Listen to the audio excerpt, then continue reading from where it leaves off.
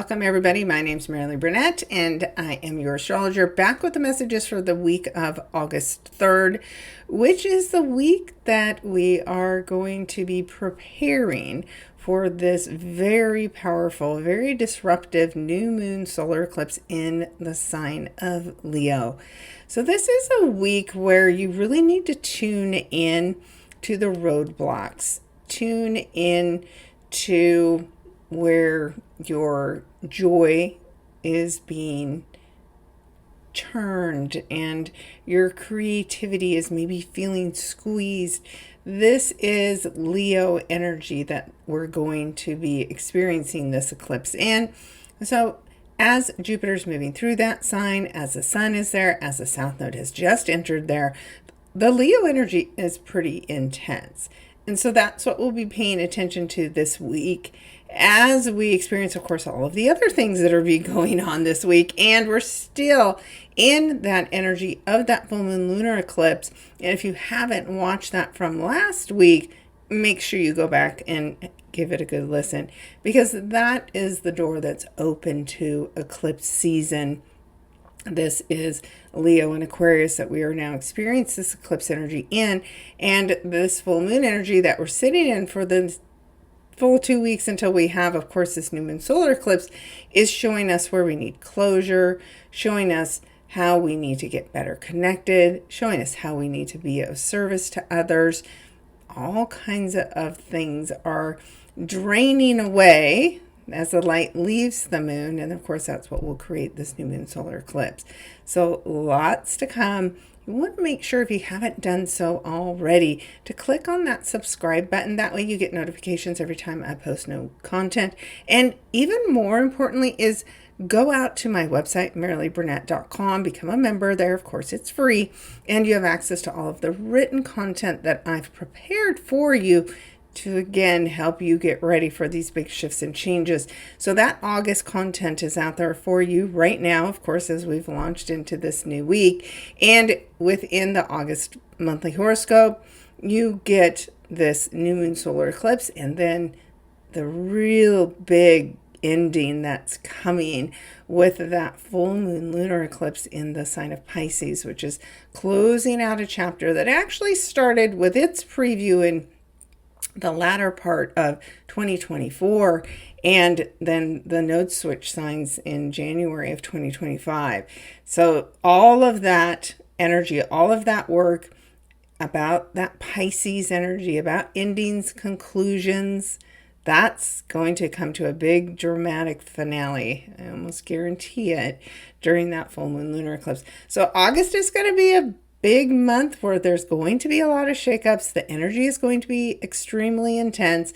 And so at least if you're following me, I can help you through your journey. So again, click on that subscribe button, go out to my website, become a member, start reading the content that's out there to help you prepare as we get ready for some tremendous changes. Now, this week we have, again, momentum, changing direction, planets changing signs. So that's another week of change. And can you believe that's already August? I mean, it literally seemed like we were just starting to talk about this new year, this fire horse year, how wild and exciting it could be, how hot it is in the summer. I mean, there has been a lot of intensity, and it's not done yet. But let's break down this week so we can stay focused here in the moment and talk about what we'll be doing as we're preparing for next week and that new moon solar eclipse. So with that, let us get started here on Monday. So Monday, August 3rd is a day where we're starting to see Chiron, who of course is sitting in the sign of Taurus, that it entered mid-June and has been giving us a preview of the work that's really going to start next spring. But whatever you've been doing and experiencing with this preview of Chiron in the sign of Taurus, well, now it's time for you to start to understand the work. So as Chiron stations and gets ready to go retrograde, which it'll officially do tomorrow, it's now the review time of that experience that you've been having. So it's going to depend on what house this has been in. But of course, Taurus is energy that's involved with money, with values, with valuable things in our lives that we purchase, material things, with love and beauty. We're talking about things that Venus rules, with hard work, dedication, and definitely the financial markets. So what have you been experiencing? This is a time to sit with this energy.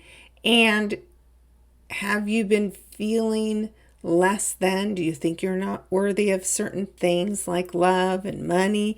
Well, as this planet goes retrograde, it's a good time to undo things. So undo bad habits when it comes to spending. Do you spend money that you don't have in pursuit of things that you think will make you feel better about yourself? Because that's the trap. You will never fill yourself up with all of these things that are material in nature. And that is maybe something that you've been battling or struggling with, not able to keep money, not able to keep a job, not able to keep love. If those are themes in your life, then there's Chiron work that you need to do. And it's going to be there for the next 7 years. We've got till 2033. But as it makes contact with personal planets, with an angle or a house, like the 4th house, 10th house, that's significant in your life, in your chart, if you're having your Chiron return, you have just seen a preview of the work that you need to do so that the next 7 years are not a struggle for you. So if you haven't been as responsible as you should be with money, if you have not been believing enough in yourself, well, now's the time to undo the things or undo the choices that you've been making so that this pattern doesn't repeat itself and get escalated. So we're going to see the beginning of this work, and we'll have until mid-September, and then the work will shift back into finishing the Aries work that we've been doing since 2018. So we've got a shift and a change and a slowdown, and as planets change directions, and even though Chiron is kind of a hybrid planet asteroid, and it has a very unique pattern of travel, it is always sitting between Saturn and Uranus. So it doesn't ever get outside of that boundary that's been created for it. So it's a mix of rules and restrictions from Saturn's perspective and this need for freedom, right? So these planets couldn't be more different. Uranus wants excitability, it wants ingenuity, it wants freedom, and then you have Saturn. It's like, no. And so you have this Chiron energy that travels between the two that is a blend and a mix, just like the centaur, half man, half horse. It's a blend. And so whenever Chiron goes retrograde, we're integrating those two dichotomies of the self, and that takes time. And so this week, as we kick this change in direction off, it's time for that integration of what you put value in, and it can't just be the material things. So that is how we're going to kick off the week, and then we are going to officially see that become retrograde as we move here to Tuesday. So the other thing that I think is important when we think about this introduction energy of Chiron is the whole time that it's been entering into the sign of Taurus, it is sitting at 0 degrees. And that 0 degree energy is about making changes, about a complete reset somewhere in your life. So imagine you're this person. And this Chiron at 0 degrees is in your 7th house of serious relationships, business partnerships. And there's something about yourself that you need to reevaluate as far as the relationship partners that you choose. So, do you play yourself down because you don't want to lose somebody that you consider better than you? Or do you think you're better than your partner and you don't treat them as well as you should? What is the dichotomy in your life and in your relationships? And if you stay with partners because you don't feel good enough about yourself to be left on your own, then again, there may be some big relationship lessons that are going on for you. So everybody has Chiron somewhere in their chart. Take a look at what you've been experiencing in your life ever since Chiron entered into this 0 degrees of the sign of Taurus, and consider what you need to change based on what you've been experiencing so far. That's the best way to use this energy. Now, as far as the collective goes, things might get a little interesting in the financial markets because things may be overvalued and they don't really have as much worth as they appear to on paper. And that could suddenly change. That value that doesn't exist then could suddenly disappear. So this is going to be an interesting about 6 weeks where we're watching what's going on or what's being undone. Financial agreements, financial partnerships, financial payouts, valuations. All of that is about to get undone if it wasn't real. So consider what you have your things invested in and make sure that they're things that are truly valuable, and whoever's valuing them is honest, because things are going to, like I said, unravel. And then when we get into September, we'll have another conversation about what it means when Chiron goes back into the sign of Aries, the sign of the self. And again, what's your journey with yourself been since 2018? Your self-confidence, your independence, maybe your entrepreneur skills, because it's time to finish up that work as well. So we will have time to do that and to consider that. And keep in mind, once Chiron goes back into the sign of Aries, it's going to be working still with that south node that's moved into the fire sign Leo. So unhealthy parts of ourselves need to be released and let go of. Unhealthy leaders, fighters, champions, that will be the beginning of some of that letting go. So I do expect some dramatic changes in leadership across the country, across the world, as a result of this connection between Chiron and that south node in Leo.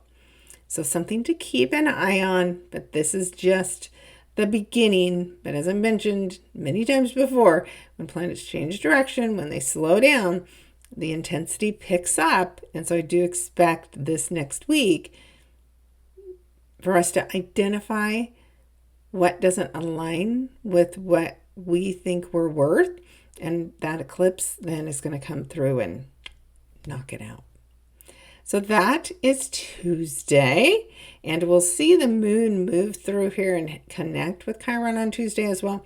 So listen to your instincts, trust your intuition, and let yourself be released from being connected to things that are beneath you and that you don't need to stay stuck and connected to anymore.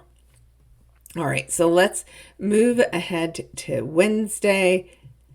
And on Wednesday, what we will be seeing is Venus in the sign of Virgo getting ready to end her time here and head into her home sign of Libra. So that's going to be a great feeling as far as the Venus energy goes. Things that we love, that bring us joy, that bring us money and value, and that's all going to be about relationships. So business partnerships, legal issues, all of those things that have to do with Libra and justice.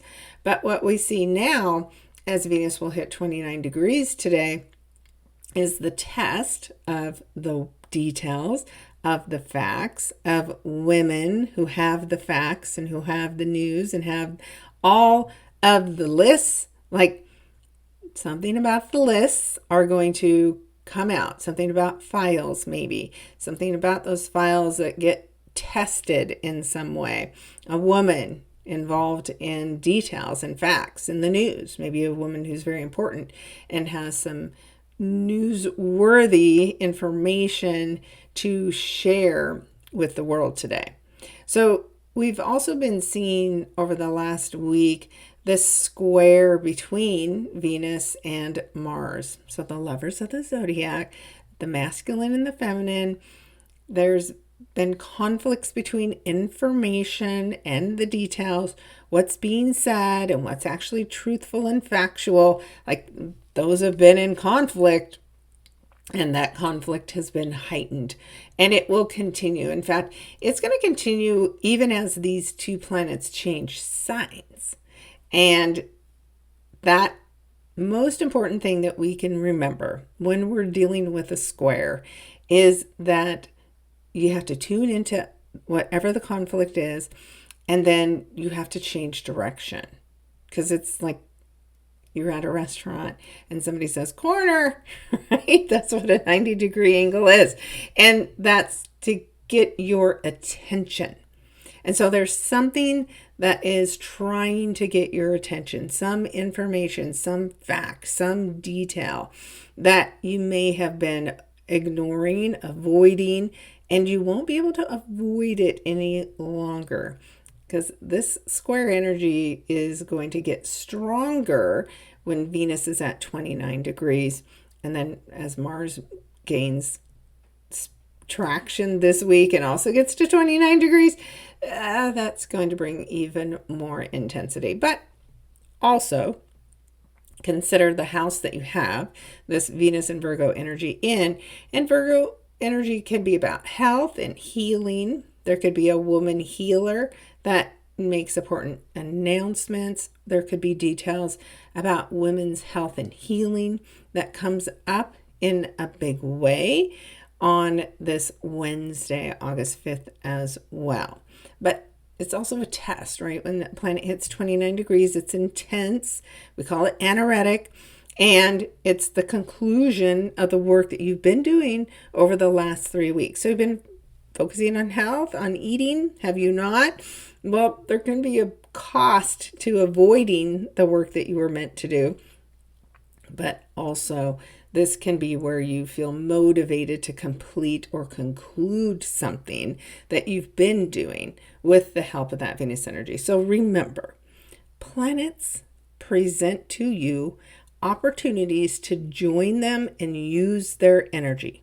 So when you show up and you say, oh, Venus is in Virgo and it's in my 12th house, like in this chart.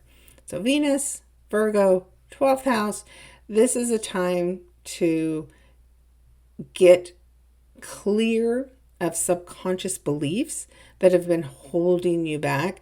Maybe you think you can't get healthy. You'll never be healthy. You've never been healthy in your life. And this Venus energy comes in and will align you with somebody who's healthy and a healer and has good advice for you. So take advantage of it. Use it. Do one of my hypnosis sessions and get yourself released from whatever is keeping you stuck and trapped and unhealthy. In fact, I have a hypnosis for Virgo that does like an entire sweep of your body and every system and organ. And so go listen to it. It just might be the thing that you need to get that final relief that you're seeking. So that is the middle of the week. And then we will head on into Thursday. And as I mentioned, on Thursday is when we are going to see Venus move into her domicile. And so right here at about 1 in the afternoon from my location anyway, is when Venus does move into the sign of Libra. And if you look at the screen, see how lit up Venus is. So that tells me women and legal battles, women in relationships, women justices, maybe, women attorneys, like they are in the spotlight. And Libra is justice, it's balance, it's fairness, it's relationships, it's serious commitments and contracts. And Venus is going to be working overtime as the planet moves home. So the strength is needed for this planet. At this time, Venus needs to be in a location that she can draw strength from. And so you too, as I mentioned, can draw strength from Venus in your relationships and your legal battles. And remember, it's a feminine touch. This isn't Mars. This isn't coming in and bullying somebody to get your way. It's using a softer touch in order to resolve conflicts. And even today, as this energy begins, there's a bit of a yod, which is the finger of God. So there's a mission, and the mission is what I just described, to use the softer approach to resolve conflicts. And so that North Node in Aquarius is connected in conjunct to that Venus in Libra energy. And that is a lesson about doing the right thing, being connected to the right things. And it can also expose things that have been hidden in the internet and bring it up. But remember, whatever's brought up, you're meant to approach and respond to it in a softer, gentler way. To have a yod, you have to have two planets or points that are in sextile to one another, and then both of those planets are in conjunct. So we have Chiron, as I mentioned, that just went retrograde. It happens to be in Venus's home sign, other home sign, I should say. She has two homes. This is a woman who's a mover and a shaker. And so Chiron retrograde in Taurus, as it's just begun, is stirring things up. Again, that has to do with money. So there's financial agreements, there's conflicts, there is Neptune opposing Venus, and these are hidden secrets. These are people who have been doing things shady that will be exposed. So this looks to be a pretty interesting energy. And this is also where we're starting to get the energy of the eclipse really beginning to pick up. So the moon's even in the sign of Taurus. So from Venus's perspective, she's at the top of all of this conflict. So I expect money, love, legal agreements, those Middle East battles that are going on to come up in a big way, and anything that's been hidden or secret to get exposed. And it might shock some people how that happens. And maybe it's this woman in a position of authority who, decides to shake everything up because she's interacting with a whole lot of players today and has the power. So that is an important part of what is going on Thursday.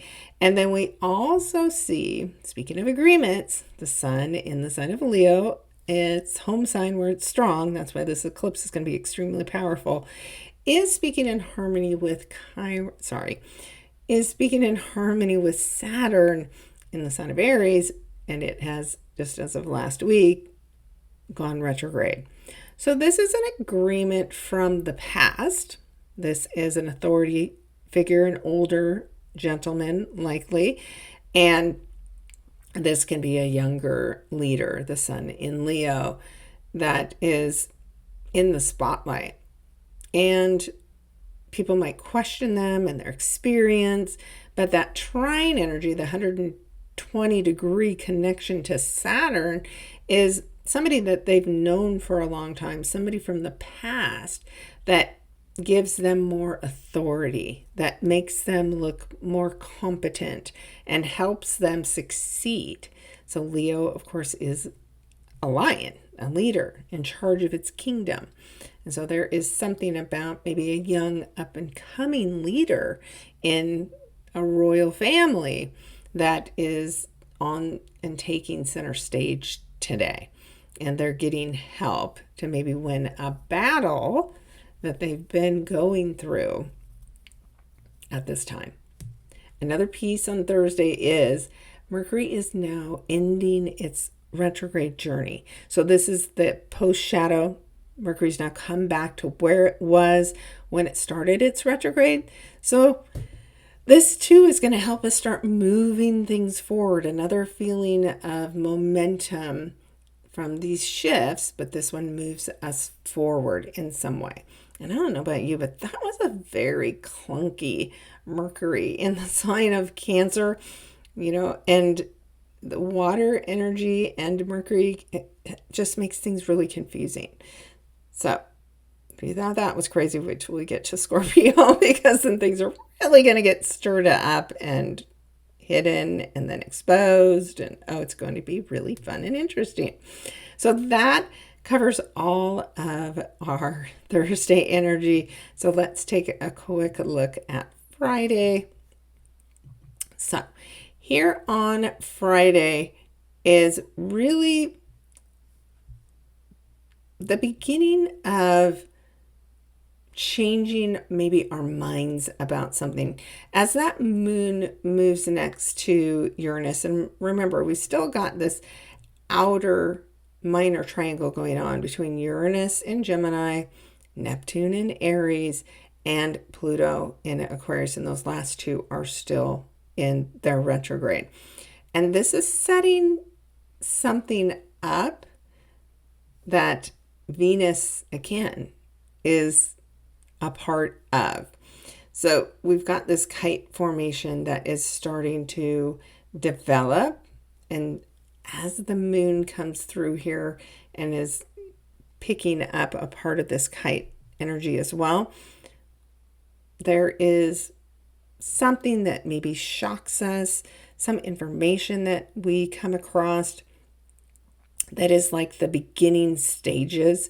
If you think about a kite and, needing to pull the string and you need the wind, of course, Gemini is air, and the moon comes through here and gives you like this brief pulse of air. So it's like the beginning of a kite, but there's more to come before it can fully launch. That's what this Friday energy feels like. It's like you feel something coming. The wind is starting to pick up and you can see the water changing and it's getting choppier, and like there's just something bubbling beneath the surface that the moon, as it moves through here, is drawing our attention upward. So on Friday, if you feel like you're taking 2 steps forward and then 1 step back, just kind of take a breath and let that energy be, because trust me, as I mentioned, this is pre-eclipse energy and we need to get comfortable with what's coming. And the moon is the key to that, right? Because the moon plays the big role in this solar eclipse. It's going to block the sun's light. And as it does, some things may go down in the darkness that could remove something from your life, someone from the world, that is then going to shake things up. And then things are really going to rise. And the energy as it rises is going to move us forward in some unexpected ways. That is Friday. And then as we move into the weekend, here on Saturday. Remember, I mentioned that we'll have more planets moving into the 29 degrees. That's what Mercury will do as it hits the last degrees of Cancer. So it's been here for a long time. You consider the 15 to 25 degree window is what Mercury's been working through for several months, because it comes forward, then it goes retrograde, and then it has to travel forward again. And then now it's the grand finale. And it's also the grand finale of that Jupiter retrograde, because it did the same thing, bigger picture. Then Mercury came through here, same degrees, more detailed, more information. And whatever the experience has been, as far as the sign of Cancer and the house that this is in for you, there is finally the end of the story, the end of the book. There's some closure, which again makes perfect sense when you have the moon that rules the sign of Cancer about to be a part of an eclipse. There is a major chapter closing. And of course, Cancer is about security, it's about compassion, it's about comfort, it's about homes and family and food and support. And there is some test, could involve any of those things. And it also could be even a test that involves water, especially as the moon today is sitting next to Mars in the sign of Gemini. Mars can be explosive. You have Gemini energy, air, could be just explosive conversations, or it could be a major storm of some kind that, could drench people with water. So it's just a really good day. And because it's the weekend, to just be really careful and cautious around water. Then we are going to take a look at the fact that this Chiron energy, it's going to be square to Mercury as it's transitioning. So let's take a look at that on Sunday. So here we have Mercury now in the sign of Leo. So as Mercury rules communication and information and transportation and our mindset, and then Leo can be fun and joyful. Mercury likes to joke around. So there can be, for the next several weeks, some on-stage speeches that really shock and surprise us. There could be information coming out at this time about somebody who's been sick or ill, an announcement of some change in a leadership role because of somebody who has been ill. Several politicians, at least in U.S.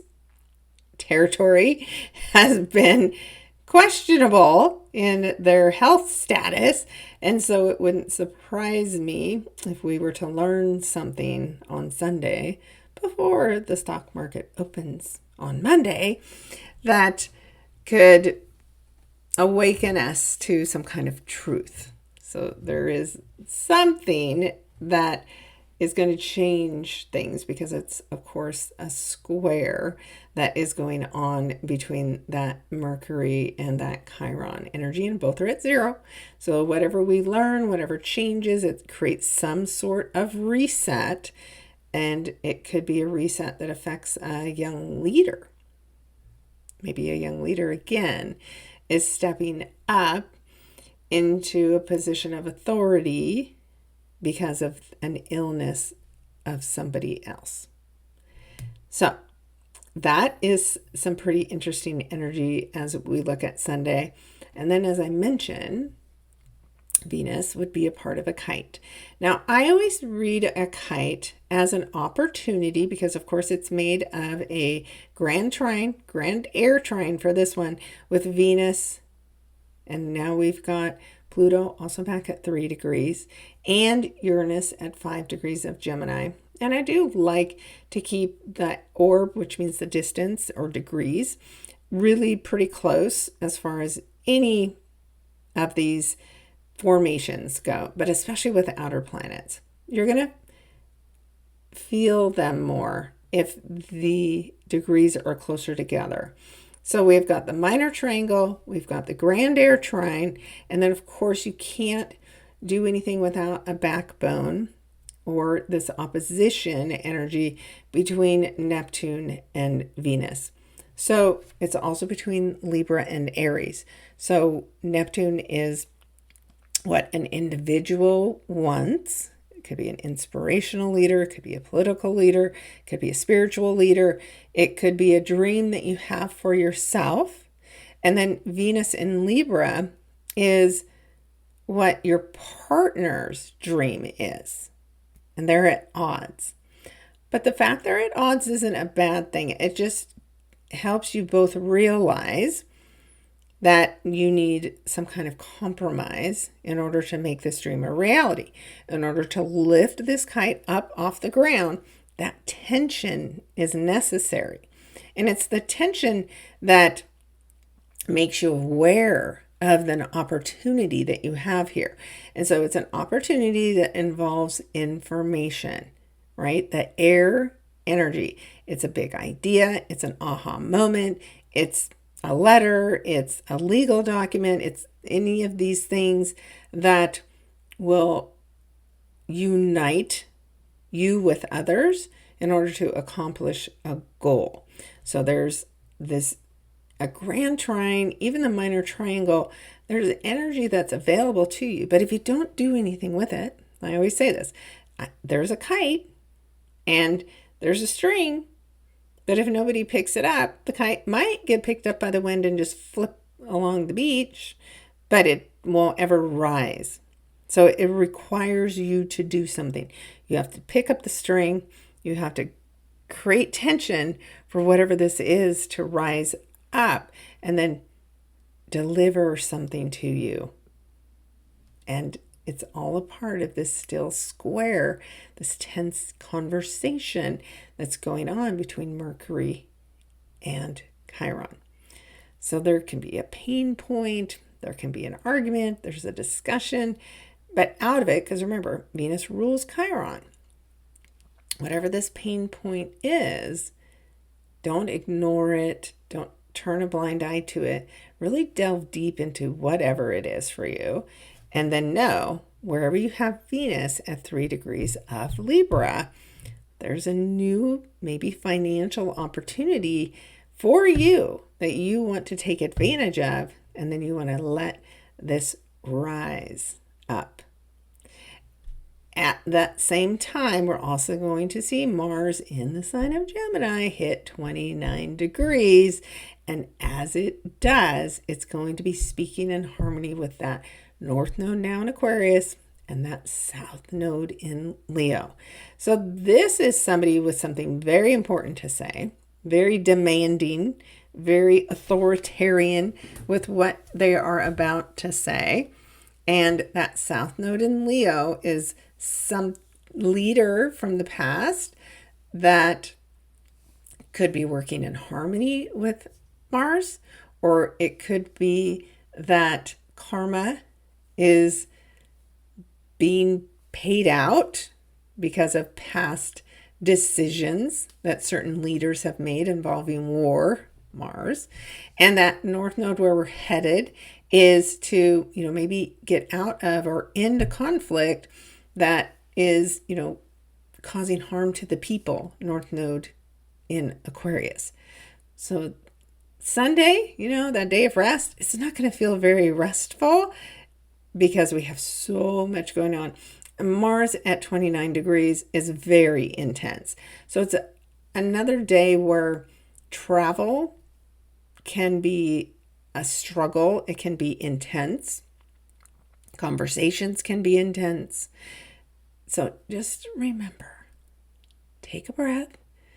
If your triggers are flashing red warning signs, listen to them, and also listen to your intuition, because the moon is strong. The moon's at home in the sign of Cancer for the next couple of days, helping us tune into what the message is for us about everything that's going on, about what changes we need to make, what effort is needed and necessary at this time. We have to get quiet to hear it. So that is how we are going to end a week where everything is shifting, momentum is changing, planets are moving signs, and it ends with some major opportunities. And then, as I mentioned, we're going to move into next week, and it is next week here on Wednesday that we will have that new moon solar eclipse. Now it's partial because we still have quite a bit of distance between the south node and the sun and moon in Leo. But that Leo energy is pretty amped up because, of course, we have Jupiter there, we have Mercury there, we have the asteroid Astrea here as well, which gives us a lot of details when it comes to our health, our mental health in particular. Jupiter's expanding on the topics of health. And of course, we've seen issues of outbreaks. So there could be information that is exposed that involves our health or mental health struggles. This could have something to do with Facebook's struggles and the people that are suing for the mental health strain that's been caused by some of the algorithms. All kinds of things are possible. And as I've mentioned several times, leadership changes in big ways are possible. So we'll come back, of course, next week, do the breakdown about this eclipse. We're going to talk about all this intense energy because this kite formation, it shifts and changes, and we have two of them going on. So two opportunities from different perspectives going on. So it is really a very wild, unexpected, eventful eclipse season that you don't want to miss. So make sure you have clicked on that subscribe button. Go out now to my website, maraleeburnett.com. You can book a session with me. We can take a look at, do you have personal planets at 20 degrees of Leo or 20 degrees of Aquarius? These are the two signs that are going to feel this the most intensely. But any planet you have very near to 20 degrees is going to be affected personally by this eclipse. It could be your rising sign, it could be your descendant, your midheaven, your icy. Those angles are life-changing events if you have an eclipse happening in those places in your chart. So I'm here to help and guide. I've detailed the information in those articles so you can go out and get a preview. But of course, you'll need to know your specific chart. You can do a program like this, Astro Gold. Go out to something like astro.com, make a free chart. You just need to know, of course, your date of birth, your time and place. And then, again, take a look. What's going on for you? What house is being activated? What needs to be eclipsed out?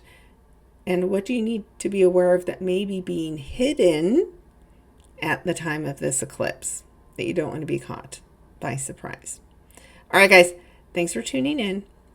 Thanks for hanging in there with me. I know last week's video was terrible. I'm glad that's over, but you still need to listen to it if you want to be prepared for the changes that are coming from the Aquarius perspective as well. And more importantly, take a listen to the daily tarot cards because they've been spot on with the energy, especially as of late, which just goes to show how intense the energy is getting. But I'll have the link to that up here so that you can check out the daily tarot. And it's on all the platforms. I post every morning so that you can get a little piece of inspiration for how to manage the energy of the day. And then I blend in with that tarot card the daily astrology. So you keep getting the energy repeated, the messages repeated, so you can be as prepared as possible. All right, guys, keep me posted. I love the comments, love the feedback. I appreciate your support. And I'll be back again next week to guide you through this first of the two eclipses. Take care, everybody.